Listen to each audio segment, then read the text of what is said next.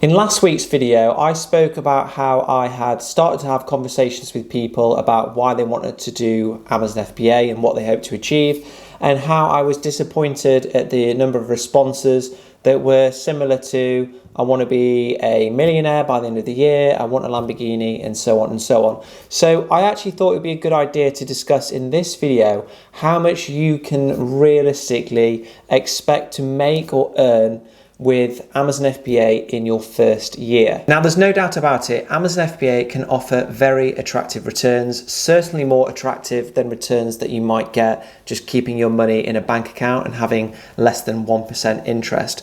But obviously, the amount that you can earn from Amazon FBA on an annual basis is going to depend on many things. Now, before I actually get into that, I just want to put up a quick screenshot of something that really enraged me, because it is so incredibly misleading, and it's clearly been done for the purposes of selling courses. Is this screenshot here, which basically says that a student of Kevin David's went from 0 to generating $500,000 in their first month of doing Amazon FBA. So I'm just going to reference that now, and then at the end of the video I'll then come back to it. But anyway, let's now look at the different variables that are going to impact how much you can actually earn with Amazon FBA, especially in your first year. So the first thing, probably one of the most influential things, is actually how much money you've got to buy stock. So your starting investment. Obviously, if you haven't got much to start with, you're not going to be able to buy many units, which means that your profit is going to be lower. So that's one of the most influential factors in how much you can expect to earn, and we'll come back to this point later. Then it's the profitability of the product that you find. Obviously, if you start to sell a product that isn't very profitable or doesn't have an attractive return on investment, then the money that you're going to earn is going to be lower.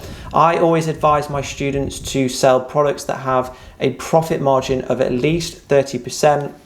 And in terms of a return on investment, I would always aim for something that is at least 50%. Some guys out there say you shouldn't really be looking for anything that returns less than 100%. So if you bought stock worth £1,000, you should only look to sell stock, that product, if it can generate you £1,000 of profit. But in my experience with the products that I sell, the products that I've seen, I'd say 50% and above is pretty standard. Then another factor that will impact how much you can earn is how many times can you actually turn your inventory over, i.e. how many times can you sell out, reorder, sell out, reorder, and so on. Obviously, the more times that you can sell out and reorder, i.e. the more that you can sell, the more profit you're going to be able to make.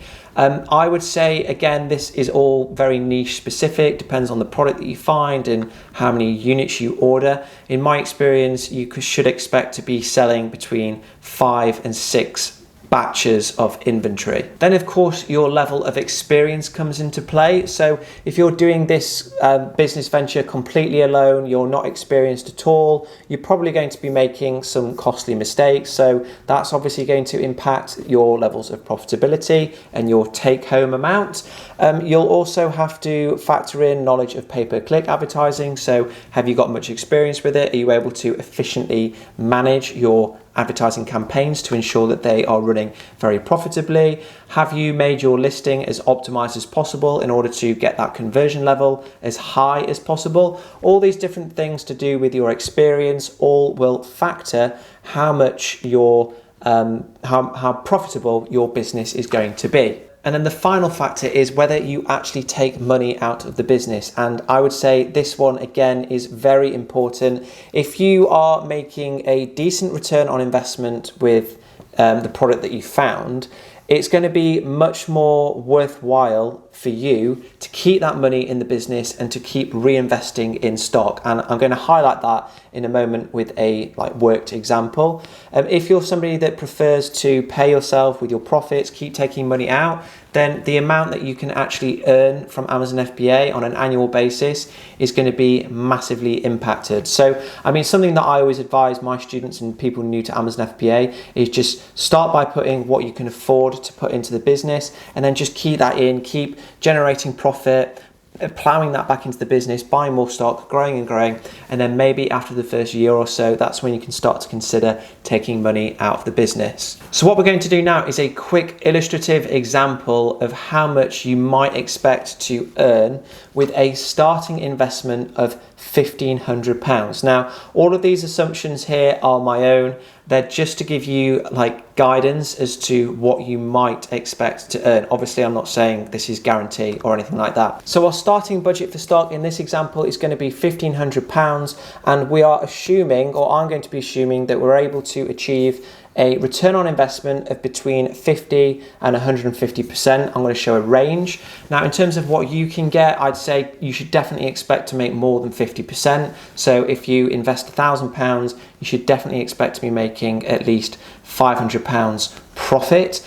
In my experience, it's 50 to 100%. It's all product and niche specific. 150%, of course, it's possible, but it's going to be pretty hard to find products that can give you those returns. And you know, what's wrong with 50 to 100% really, when if you put your money in your bank account, you're going to be getting a 1% return with interest. So those are the assumptions there. Profit from the first order based on that is going to be £750 to £1,800, which obviously is great. Then we're assuming the inventory turnover is going to be 6 orders a year. So we're going to sell out 6 times and reorder with our supplier 6 times. In your experience, it might be more, it might be less. That's roughly what it is for me. In terms of your experience, whether you've got a mentor or you've done Amazon FBA before, we're going to assume here that there's no costly mistakes. So the profit from each order is profit. There's nothing that's lost, and we can then use that to reinvest. And finally, one of the most important things is that we're not taking any money out to pay ourselves. We are reinvesting. We are here to grow. Every time we get profit from a product, we're either investing it in a bigger order or we're investing it in a new product. So these are the results of those assumptions here. Remember, these are all my own assumptions. I'm not saying you're guaranteed to get these results at all. This is just based on my own experience and my own examples. So if we look at this column here, we're assuming we've got a 50% return on investment, and you can see how quickly that £1,500 grows if we keep reinvesting it. So on the first order, if we've got a 50% return, it's growing to £2,250. And then if we keep going all the way to 6 orders in a year, that's turned into £17,000, which isn't too bad, is it? It's not too shabby. But I mean, if you think that you might have less stock orders or inventory turns per year, you can see the difference there. Now, in terms of the return on investment that you should be aiming for, I would say definitely 75 to 100% is within reach. And these are the results here. You can see just how quickly that £1,500 grows. £1,500 within the space of a year could grow up to £50,000. Maybe if you can even get 125%, which is probably going to be a bit harder to achieve, you can grow that into 55,000.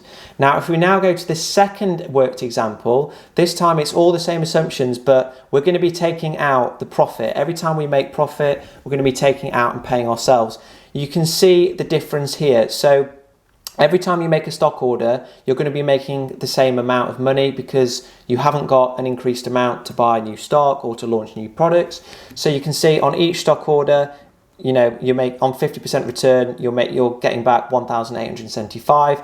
The total money that you take out is going to be 2,250 in the 50% scenario. So that compares to £17,000 if you keep reinvesting. So hopefully that's made it clear now that one of the biggest factors you can see in terms of how much you're able to actually earn with Amazon FBA all comes down to, well, obviously your starting investment and your return, but also whether you keep money in the business and you keep reinvesting and buying more stock and launching new products. So when we're thinking about the question, how much can you expect to earn? Well, obviously, there's no doubt about it that Amazon FBA provides very attractive returns, more so than pretty much any business model out there, in my opinion. But as we discussed in the video, it all comes down to a number of different things, which leads me to what I was saying at the beginning of the video, where when I've been talking to a number of possible students or people interested in Amazon FBA,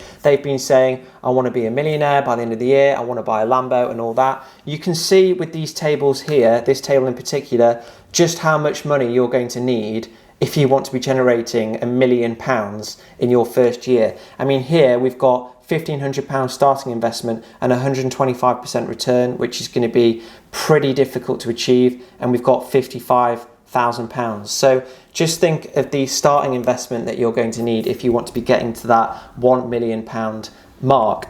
Now, this now brings me on to the screenshot that I put at the beginning of the video, which was where Kevin David was saying how his student generated $500,000 of revenue in their first 30 days. Now, you can see from this, like this maths that we've done here, one of the kind of biggest red flags to that, it's the starting investment. He is making out with that picture that anybody can achieve $500,000 in sales within their first 30 days. But obviously one of the main things that maybe a lot of people wouldn't think about is the starting investment and the returns that that person is able to generate. I can promise you now, if you want to be generating £500,000 worth of revenue, or $500,000 of revenue in your first 30 days, you are going to need an absolute ton of money to invest in stock, and you're going to be taking on a huge amount of risk. Realistically, if you've never sold with Amazon FBA before, you've never tested a product out, are you going to be investing upwards of, I'd say in that screenshot case, upwards of £100,000 of your own money into stock? Probably not. The risk there is going to be crazy high. So I'm not saying that that person didn't do that, but I think it's so misleading to people looking to do Amazon FBA about how much they can realistically earn to make.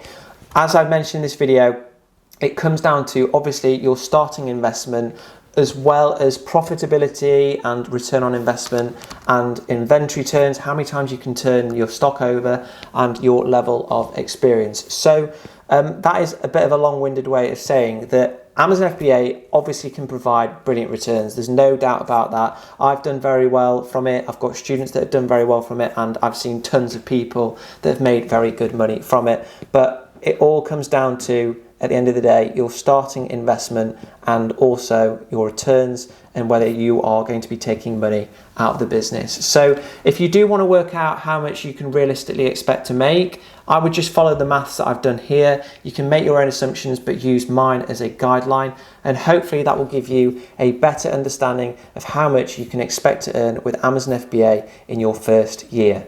So hopefully you've enjoyed this video, guys. If you have, please remember to give me a thumbs up, and you can post a comment in the section below if you've got any requests or any questions.